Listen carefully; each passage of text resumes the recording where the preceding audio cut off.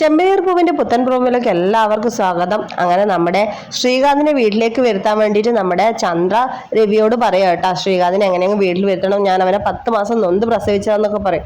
അപ്പൊ സച്ചി പറയും, അമ്മ ഇങ്ങനെ ഓരോ കഥയൊന്നും പറഞ്ഞിട്ട് അച്ഛന്റെ മനസ്സിളക്കാൻ നോക്കണ്ട, നമ്മുടെ ശ്രീകാന്ത് ഒരിക്കലും ഇവിടെ വരില്ല, അവനെ ഇവിടെ വരാൻ ഞാൻ സമ്മതിക്കില്ല, അവൻ അത്രമാത്രം നമ്മുടെ ഈ വീടിനോട് ദ്രോഹം ചെയ്തതാണ്, അച്ഛനെ വിഷമിപ്പിച്ചതാണ്, അച്ഛനെ ഈ സൂക്കേട് വരാൻ കാരണം തന്നെ ശ്രീകാന്താണ്. അപ്പൊ ചന്ദ്ര ആകെ വിഷമത്തിൽ ഇരിക്കുമ്പോഴിതാ നമ്മുടെ രേവതി പറയാം, അച്ഛാ അങ്ങനെ പറയരുത്, നമ്മുടെ ശ്രീകാന്തിന് ഇവിടെ വരാൻ ആഗ്രഹം ഉണ്ടാവും, എന്തായാലും നമ്മുടെ ശ്രീകാന്ത് ഇവിടെ വരട്ടെ, അവൻ എല്ലാവരോടും സ്നേഹമുണ്ട്, സച്ചേട്ടെ വെറുതെ ഇരിക്കുമെന്ന് പറയുമ്പോൾ നമ്മുടെ ചന്ദ്രക്ക് ഭയങ്കര സന്തോഷം. അങ്ങനെ പറ രേവതി, അങ്ങനെ പറഞ്ഞു കൊടുക്ക് രേവതി എന്ന് പറഞ്ഞിട്ട് രേവതിയെ ഭയങ്കര സപ്പോർട്ടൊക്കെ ചെയ്യുന്നുണ്ട് ചന്ദ്രേട്ട.